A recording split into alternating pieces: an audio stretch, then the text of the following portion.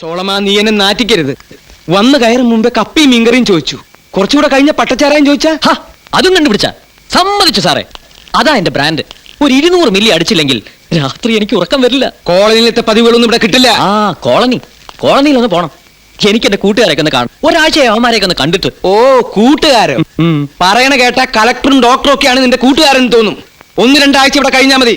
അതുവരെ ആ ദരിദ്രവാസികളെ കാണാൻ പറ്റില്ല. അതെ, ഞാനേ അമ്പിയാനാരുടെ മകനായി അഭിനയിക്കുന്നേ ഉള്ളൂ, യഥാർത്ഥ മകനൊന്നുമല്ല. പതുക്കെ. അതുകൊണ്ട് എന്റെ വ്യക്തിപരമായ കാര്യങ്ങളിൽ ഇടപെടരുത് കേട്ടോ. ഒരു വിട്ടുവീഴ്ചയൊക്കെ വേണ്ടേ സോളമ?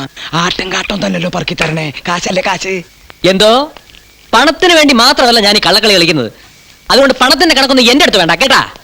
സോളമ, നാട്ടുകാരുടെ മുൻപിൽ ഈ കുടുംബത്തിന്റെ അടുത്ത അവകാശിയാണ് നീ. ചെറ്റത്തരം കാട്ടി നാട്ടുകാർക്ക് സംശയം കൊടുക്കരുത്. അതെ, കൂടുതൽ അങ്ങോട്ട് കയറി നിയന്ത്രിക്കാനോ ഉപദേശിക്കാനോ ഒന്നും വരണ്ട. ഏറ്റെടുത്ത ജോലി ഞാൻ ഭംഗിയായി ചെയ്തോളാം.